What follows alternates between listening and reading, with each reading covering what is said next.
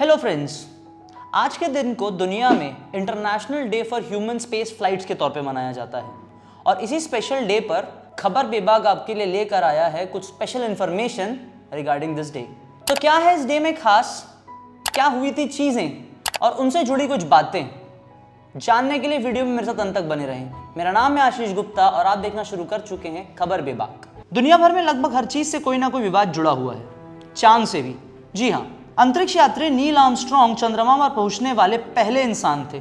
उन्होंने चांद पर 20 जुलाई 1969 को कदम रखा, लेकिन इस पर भी एक ऐसा विवाद शुरू हुआ जो अपने आप एक मिस्ट्री में बदल गया, द मून मिस्ट्री। उस दौर में लोगों ने कहा कि चांद पर नील आर्मस्ट्रॉन्ग ने कदम रखा ही नहीं।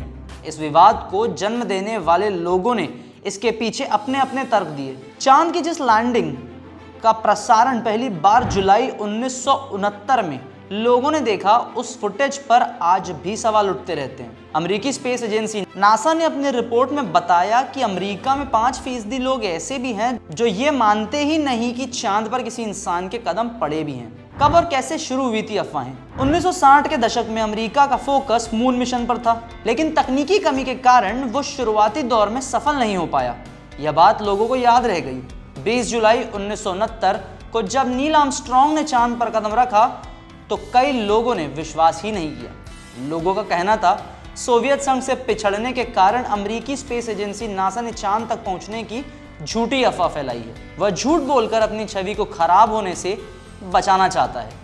इसके बाद इस घटना का प्रसारण हुआ और तस्वीरें सामने आई, जिससे अपने अपने नजरिए से लोगों ने देखा और इसे छल बताया। मून मिस्ट्री से जुड़ा हुआ पहला तर्क, चांद पर बिना हवा के लहराता झंडा। केसिंग ने अपनी किताब में तर्क दिया कि चांद पर बिना हवा वाले वातावरण में कैसे अमेरिकी झंडा लहरा रहा है।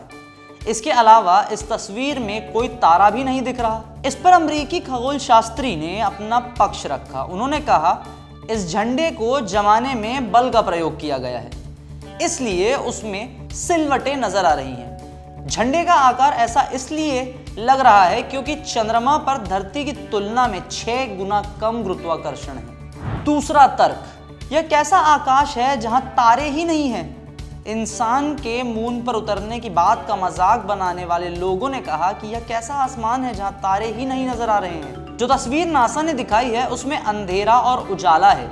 इस तर्क का जवाब रोचेस्टर इंस्टीट्यूट ऑफ टेक्नोलॉजी के प्रोफेसर ब्रायन कैब्रेलिन ने दिया। उन्होंने कहा चंद्रमा की सतह पर सूरज की रोशनी होती है, यह इतनी तेज होती है कि तारों की चमक को भी मंद कर सकती है, इसलिए तारे नहीं देखे जा सकते। मून मिस्ट्री से जुड़ा तीसरा तर्क, झूठे हैं चांद पर जूते के निशान।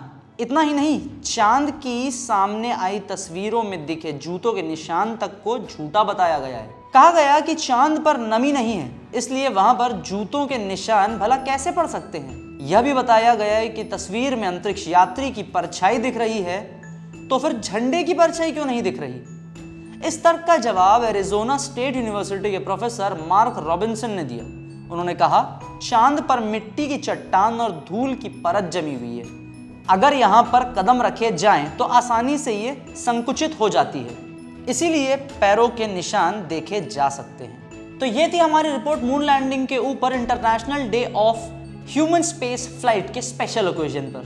अगर आपको ये वीडियो पसंद आया तो इसे लाइक करें, अपने दोस्तों के साथ शेयर करें और इस प्रकार की वीडियो से जुड़े रहने और इस प्रकार की इंफॉर्मेशन से जुड़े रहने के लिए खबर विभाग को सब्सक्राइब करना ना भूलें।